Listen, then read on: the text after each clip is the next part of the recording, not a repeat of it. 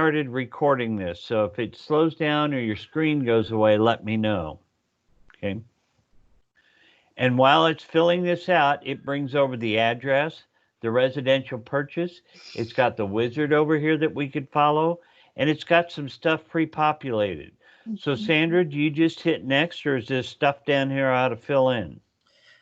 No, at this stage, it's all filled in. But if you were to go in and do this on your listing, because well, no, I guess you still could do it from there. Never mind. Okay. Forget that thought. Do you want to put in the purchase price at this point? But I put a Well, at this point, if you're writing an offer, you may not necessarily know what the price is going to be, but you could, yes. okay. And then just may have to go change it through negotiations. So let's put 225 in here. Let's say we already know what the offer is going to be. Is the deposit the earnest money, or do you write that in differently later? I don't mess with that. I really, at this point, don't put anything else in. Okay. It'll auto-populate on your contract if you put it in here, though. But is this the earnest money? Yes. Well, I'm just going to put an Oh, amount yeah. in, and we'll play with it later. Okay. So then we go. Also, if like down at the bottom there where it says total financing, you can calculate there, based on your down payment, how much they're going to finance it. Pretend it's a VA so that you do the total purchase price and put it down there at the bottom. I just put down $50 because this guy has almost all cash. All righty. Okay. And it's a $400,000 house we're offering $225 on, so Okay. So go next.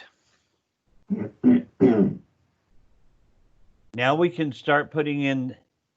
You can put in now or later, as you say. We're going the whole auto-populate thing, but if we've said that the mortgage had to be done by a certain date, we could put in here that we're going to have our mortgage application done by that date. Can I ask a question right here? Like, think we know the answer? Sure, go right ahead. If we put the application date in there, is there anywhere that it's going to remind us or show up? Because I've never used that field. I think it's part of the normal contract, so you can put it in or not. You have to remember and remind your client. Okay, keep going. Okay. The important one that I do on this one that I find is a time saver is, I think there's a spot in here to put your offer date, which really doesn't matter because you could have it accepted today and you could be negotiating for 3 days. But say you submit it today and then tomorrow you come to an agreement. If you go back in under acceptance date, then that's your final contract date. Yeah, because then when you're going in to do your repair amendment later or, a contract amendment, I always used to oh my gosh, where's my file? What was the last date on the contract, the last date or last initial date? If you go back in after the fact and put that acceptance date in, anytime you do any more forms in this transaction, it'll automatically populate that for you. So that's a huge time saver. That's for future agendas and stuff. Right. You just don't necessarily know what you're accepting. Yeah, I guess you could put it in and assume you're going to write it this morning and have it accepted tonight. And if it's not, just go back and change that date at a later time. Got it. But that's a huge time saver. Yeah, that's great. Well, I'm going to pretend that we already negotiated everything. I'm just filling it out to sign. Closing date. Now, there's one thing I didn't like on this. I don't like that the possession date is you can't write in at closing. Right. Yeah. Agreed. Okay. Oh, So I can put it at midnight on that date, or I can change the time to noon or whatever time you want. I would have liked it to say at closing, but yeah. generally acceptable. And you go next, correct? Yes. Okay. Where am I on this thing now? Okay, so then what I do, you want me to, is it okay for me to talk? Go for it. Okay, so then I would go in and add my buyers, obviously. So Greg, if you want to click add next to the next, and then create new transaction contact. And then you're going to click buyer on the top. There you go. By the way, just so you guys can see, when you go in, there's a lot of things you can put in here. If you want to put the title company in as a contact. But one thing that happens when you do buyer like this is that then every place the buyer is supposed to be in the buyer forms, they show up their names. It's a lot handier. So we're going to have Lance buy this house. You're welcome, Lance. Well, you're lowballing, Lance. Just FYI. Sounds like Lance. That's the way I roll. I want to know where you have $200,000 in. And you guys should have at the bottom where it's add to address book. It should, I think, be checked there, but you want to make sure it is, because otherwise when you go in the next time, it won't have saved it. So into your address book. Right. And if we wanted to add another buyer, we could put Mrs. Buyer in. And then, so click on your ad again, Greg. Okay. And so do a new transaction contact. And then what I have started doing, that's been a huge time saver, even though I'm not going to be emailing anything to the sellers, obviously, because they're not my clients. Click on there and do seller. Do the seller? On your type, do seller. And then I add, usually if the agent hasn't uploaded the tax sheets, you can still go to the, county tax and get the names of the sellers that are on the, on the tax records. And you don't have to have the email, but if you save them here as, John Doe or whoever you're putting in, you don't need an email, just save it. And then on your contract and your amendments, then it's automatically going to populate the names of those sellers. Because then otherwise you go back to grab your contract. Who are the names, what were the names of the people again? Now it's on there for everything you do for this transaction. That's good. I see. That's really that at the bottom where it has add to contacts, those are the ones that you might want to go and uncheck, because you're not going to ever have their phone number or their email. So it's just, if you wanted to do something like that, you could uncheck it. Right, exactly. Okay. So I've got me as a selling agent, Suzanne as a listing agent, and that auto-populates from the MLS. Lance is buying it from Cheryl. Cheryl, you're taking us all out to dinner later. You bet. Okay.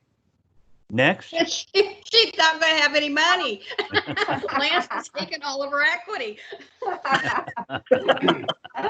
Like I said, that's the way I roll.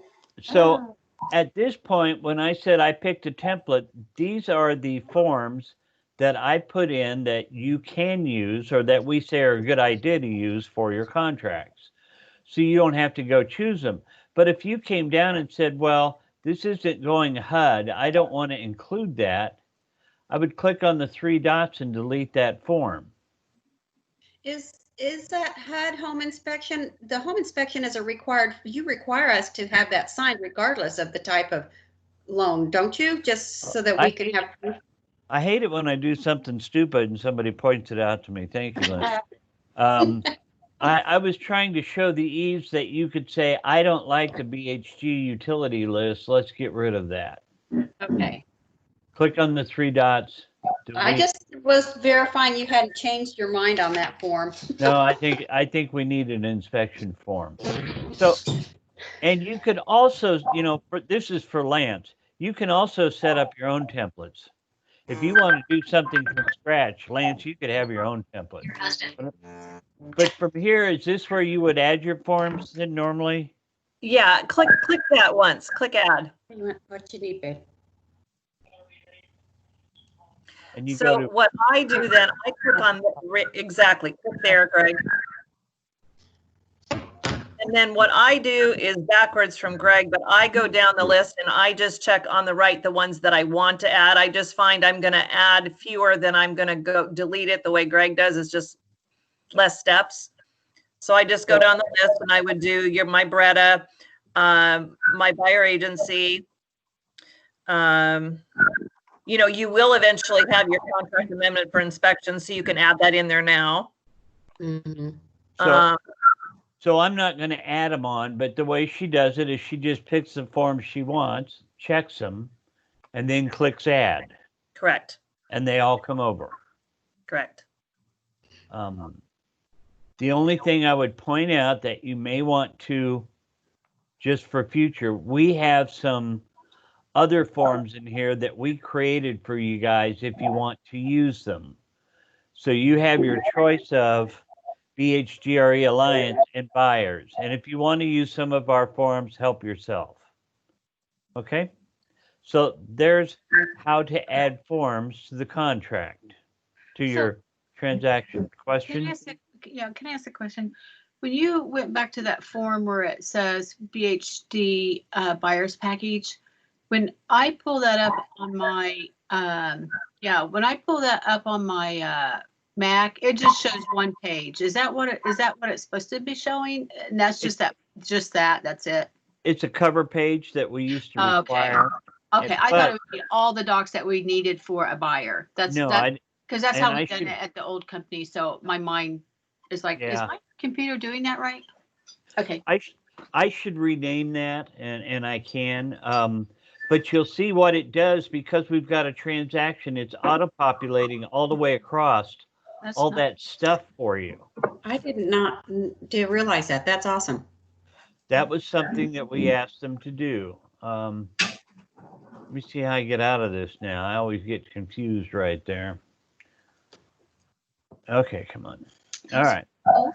So again, the important step here to me so far is we add all the names that we want to populate on every form and information. We pick the forms out that we want to use. We hit next. Do we want to hit next yet, or do we want to fill those forms out? Well, you can, but I mean, I think right now we're just, I think for time sake, I think Greg's just kind of wanting to show the process. Well, okay, we'll go into one of them so that the people can see what is auto-populated and what they're going to probably manually need to put in just for information's sake. As you can see, you're going to need to put some more information. Right. It's just basic information that's auto-populated, but you got to do this before you go to sign, or you won't have any of that filled out. Correct. Agreed. Correct. Good point, Lynn. So am I allowed to just type in here now? Yep. Yep. So I clicked on the contract because I know it needs more, but a lot of the stuff I need is already typed. I don't have to do it again. So the mortgage is going to be $50. That's the assumption. No, back up. Mortgage assumed. You need to put that 0. Boy, Lynn, you're just okay. Sorry, I use this all the time. Hey, and now that you're on the screen, I noticed when they made some changes, it doesn't always auto calculate anymore on the contract and earnest money and all that like it used to. Yes, Oh, the approximate balance does not auto-populate anymore. I hate that. That's BS. Yeah, it used to auto-calculate, and now it doesn't. I will bring this up to the association and see if we can do anything, but I'll tell you, working with Instinet for forms is not the same as it was 3 years ago. I don't want to continue going through this, but I think you guys get the idea that, yes, I still need to check some things and do some things, but it's auto-populated a lot of the stuff for me. And Greg, I think at the top under your file, I always go in and save it because then I'll go in and edit all my other documents, finish completing them and then do my signing. So at the top under your upper left, your file. Here? No. Upper left. Right. Here. Save. Yes, make sure you just save it. And it will automatically save if you just exit out of it too. Okay. I wasn't sure if it did. I've never wanted to test that and get mad and have it not saved. So good to know.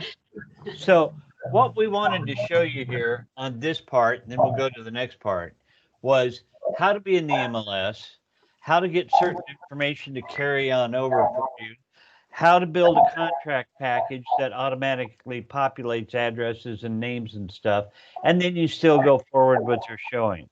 Has everybody kind of got that part? Yes, sir. Okay. Then I'm going to show you something. Oh, you already went out. Never mind. I was gonna ask, how do you add like our CMAs and other Yeah, that's documents? what I was going to show you. Sorry. Well, I can go back in it.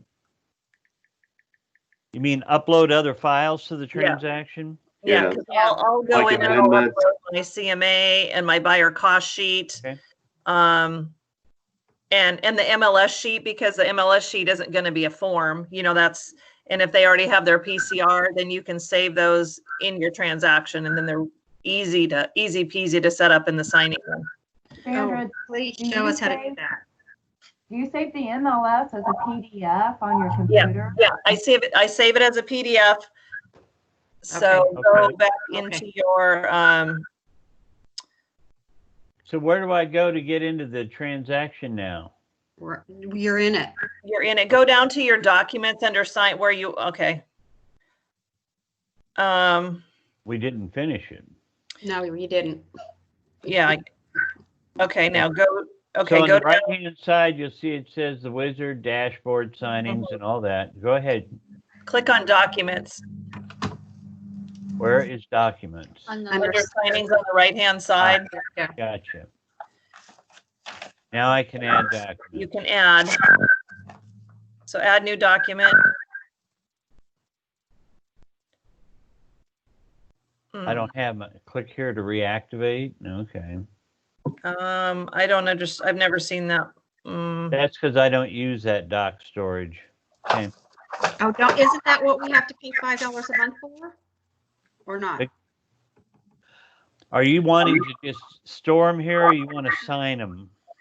Well, I bring them in to store them, and so then when I go in to do my signing, they're all there. That's Let's a great talk idea. about that at a different time. Okay. Because some people have the doc storage turned on, some do not. Okay. And and you're one of them that still does. So let me show you a little. We're going to change subjects altogether, and I promise we'll come back to that. How many you guys use Cloud CMA? I have never used it. Always. Is there a cost for that? It's the only thing I use for CMAs. I pay for Cloud CMA for all of our agents. I will show you something that they just started. And then I think we ought to have a Cloud CMA class, because some of you are going to go, wow, that's so easy. I can't believe I never used it. Yeah. This is the Cloud CMA login page. Hopefully most of you have seen it. For those who have, they started something brand new 2 days ago called U Live. Oh, wow. So I created a CMA in here, which is absolutely so drop dead easy. Some of you are going to go, wow, I can't believe I didn't use it. When I click on View Live, it brings up this new screen that you've never seen before. This is, I can throw it on the big screen with the client sitting in front of me. I can email them this screen without some of the controls that we have, or I can click this and invite them to a Zoom meeting or a Skype meeting or a Hangouts meeting. So for people who don't want to get out of the house, or somebody who's in Germany, you can go over the CMA with them live in here. Oh my gosh. When I tell you just started, I mean like 2 days ago, and the first class on it isn't until next week. So if I were to just start the presentation, it will take me one page at a time. Here's my cover letter. Here's about me. Here's about our company. Here's a CMA. What'd you Here's click the on average price. to go from, what did you click on to go from the icons to the actual pages? See down here at the bottom where it says comps? Okay. Okay, I gotcha. just keep clipping the next one. Okay, But gotcha. I'm going to go back to the home screen, because most of you, when you do a CMA, don't start with let me show you the cover letter. Read that real quick. I think you're probably going to start with the pricing, the dollar per square foot, and comps. So let's click right on pricing. Well, this is a graph of all the homes that I've got in my CMA. The ones that sold, the average prices, are the pendings, and it would have actives if there were any, but they all sold. Now I can go to the next page from here, comps, which will bring up my 12 comparable homes, Wow. or I can look at it side by side. Now, here's the real beauty of this. Here's my property. Here's all the properties that I pulled in. If I want to pull up the individual properties, I click on view and it brings it right up. And they can see the pictures on it, all of it. But here's something that I really adored. When I click on map, what they get to see from their links is only the things that you've included as your CMA. But if something just popped up on the market, I can click on it and it comes up over here and I say, wow, that's a good comp. I want to include it. Nice. And now they've got a new comp in their CMA that they didn't have before. If they look at this and they say, oh, we've been in that house, that one definitely wasn't part of us. Well, good, we can exclude it. And we've just changed all our numbers that fast. Wow. That's nice. Then I go back to the comp list, and there they all are. I want to go to the average dollar per square foot. This graph, I think they built for Lance. They've got everything logged out here from the very top to the very bottom of by square footage and where you land in it. And the average is $83 per square foot for these homes. Wow. So and this is kind of nice because it shows if they drop their prices or what it sold from the list price. Oh, wow. Now, in Cloud CMA, you can also print a book. All this stuff is in the book. So you can have it printed, you can email a PDF, or you can go over this together with them face to face. And there's all of our show. This one I love because it shows what Zestimate said it should have sold for, what it actually sold for, and how far off they are. That's awesome. So, the whole point of this... I like the new updated format. This looks pretty nice. Well, this is updated for the live view. The book view is still a lot the same. Okay. So also I want to show you when you click on these three bars over here, these are what I've included so far. Maybe I want to customize from here. Well, I want to put the client testimonials in. I want my listing paperwork overview. I want to put a video in of me. If I'm going to send this out to them, there's going to be an introduction video. I can record a video and upload it. Oh, that's awesome. I want to put the video up at the top. I want to get rid of the cover letter. I want to put the video in. See how you can customize this? Mm-hmm. This is crazy. Yeah, mind blown. It is crazy good. If nothing else, the information that you can give to a client now, and by the way, when you do a CMA, instead of having stagnant numbers, if something's sold in the time that you put it together, it will show up here with the new numbers. It's all live.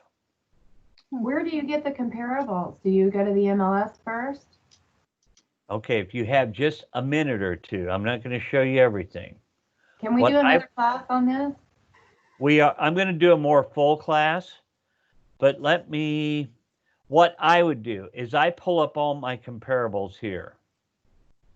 So if I go into, I won't have any, let's use, man, my phone keeps going off. I'm going to pull up Sandra. And I want her actives. There are none. They're all under contract. I know, right? Who's got any actives? Let's use nobody's got actives, huh? Mine are under contract. Yeah. I know. I think Brenda has a couple of actives. So she's got 4 actives, and we want her pendings. And we want her, come on, be some pendings, sold. Just so I that's going to be 5,000. Well, 216, but I'm going to put a closing date since first of the year, just so I can. I'm not trying to do a CMA. I'm just trying to show you guys how I would do this. So if I was doing a true CMA, I would do a search. I would do a map search. I would go in and say it's got 4 bedrooms, 3 baths, and so on. And I would pick the listings that I want to be in my CMA. For now, we're just going to let this show us active solds and all of that. And I'm going to say, yep, I want these 3 actives and that pending and those sold. I want all of these to be in my CMA. Where did you go for that? Under I saw inventory, but I don't remember. No, that was just him playing. Just go to your MLS and do a search and find your comps. That was And just me playing. Exactly right. That's the ones you want. Okay. So you would do a routine search, finding the comps that you want to use. And we're going to say that all of these are in the same location. I just wanted to pull up some actives and solds and everything. Once I hit that checklist, I go here to actions and I drop down to Cloud CMA. There it is. You all see it? Yep. It's going to open up Cloud CMA. It's going to log me in. It's going to bring all the listings over for me. Okay. There are the listings. That'd be fun to use. So then I would put the address in that I'm going to put the comparable in. Obviously, this is going to be a bad address because I have no idea where Brenda's selling houses. Right. And see, as I start to populate it, it pulls it up. And it already knows how many square feet, how many baths and bedrooms. I could add a photo if I want. And now I fetch the listing. It's going to make me put a client name in. You guys want to see the rest of this, or do you need to go? No, just finish it. Okay. Sorry. Bossy. Sorry. Sorry. So it's going out now to the MLS and picking all of these MLS numbers that we had, and it's mapping it for us.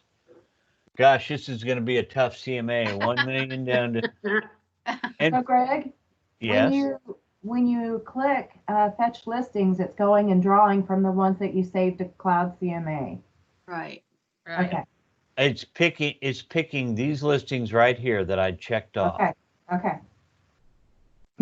So On that first screen, on the bottom left-hand side is where it puts all the listings The from the MLS. MLS.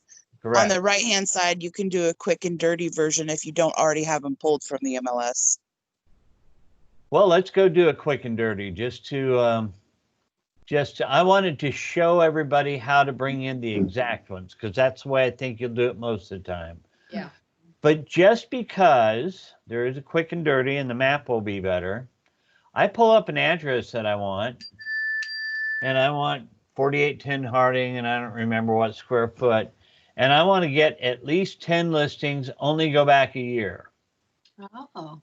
I can add more criteria. I can say only pick bedrooms, square footage. I could say I want to go back only 6 months. see, I didn't know you could do more criteria. That's awesome. So let's now update our listings, and it's going to go out and pick them for me. The reason I discourage this is I think you guys are much smarter about picking your listings than the machine is. And obviously, because I'm messing with this, I brought in all kinds of stuff that I don't want. They're all over the place. And I can go down here and check the ones off that I don't want. So let's get rid of that one, that one, that one, that. And I'm going to show you. Now, this is a secret that I never encourage you to do. But I had way too many listings, so I'm getting rid of a bunch. Let's get rid of Goddard and that. So Lance, you're going to love this, but don't ever do it.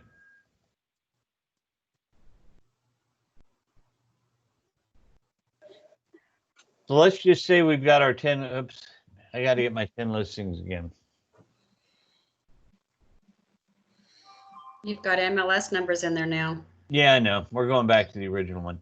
Oh, You okay. can click on this details and adjustments, and you can actually adjust prices.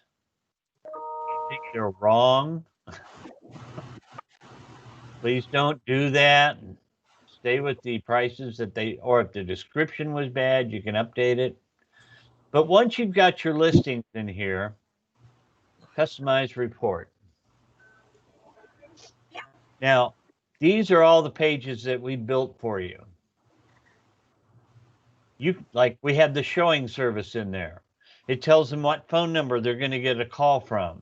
If you want to see what that page looks like, you click on it and it pulls up a preview. Here's how showings happen. This is the phone number that's going to call you. You can get text messages and emails, and it explains all that to them. If you want to know about marketing, well, we tell you how people found the house, and we built this for you. If you say, gosh, Greg, that's lovely, but I hate it, you can get rid of that page. You can get rid of the, let's see, suggested list price page if you don't want it. Or you can come over here and say, yeah, I want that suggested list price. Let's put it back in. And you publish report. So it's going out now, and you see it says publishing. It's building a PDF, or I can go to view live after it's published. Because we have so many pages in there, it takes a while to publish this.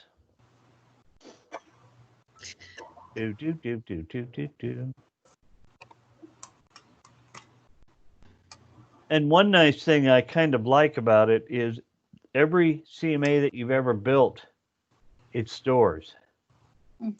So if a client ever says, well, wait a minute, why did you blank? It's already in there. Or an appraiser. Or an appraiser. You can see it takes a while to publish because we got a lot of pages. I don't know what happens if I view live before it's published. Let's see. Seems to come up pretty quick.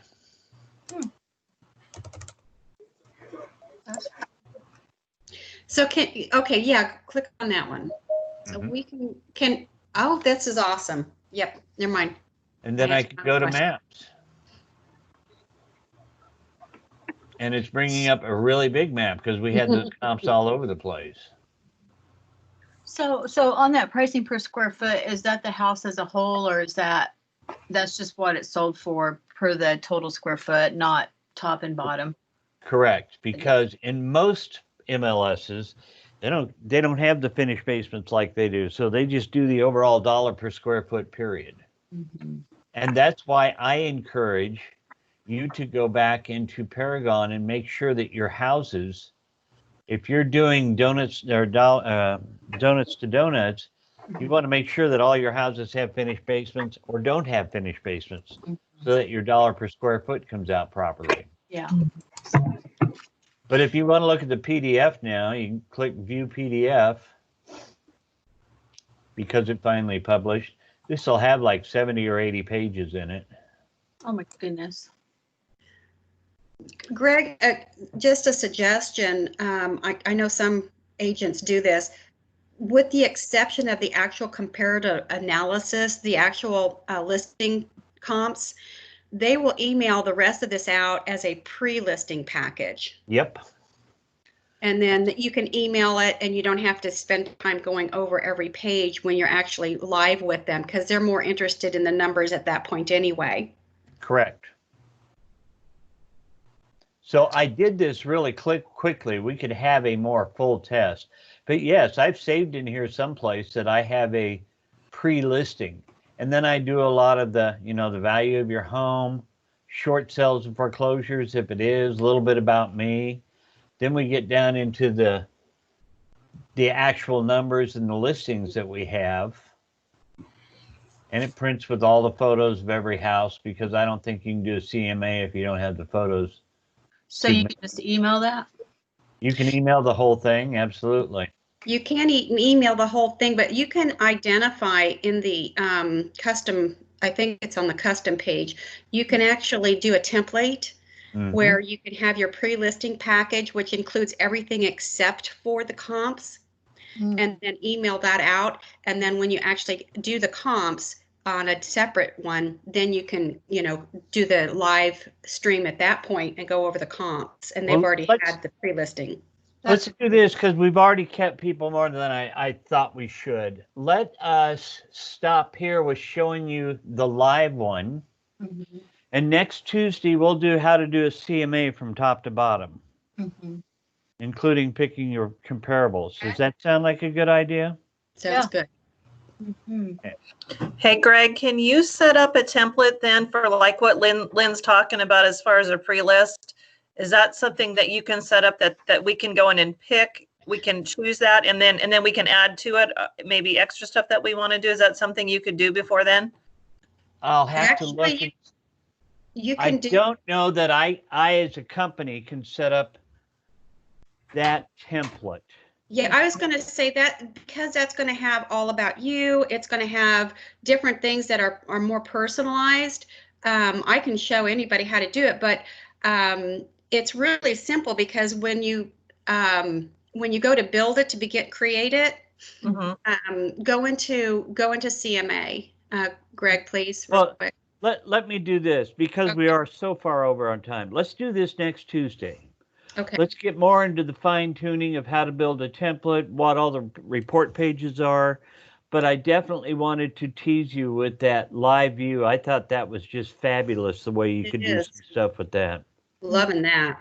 It would be nice if some of those really cool graphs would be available to do in the actual booklet form, but I get that the stats change so quickly. That's probably why they don't have those in there as of now.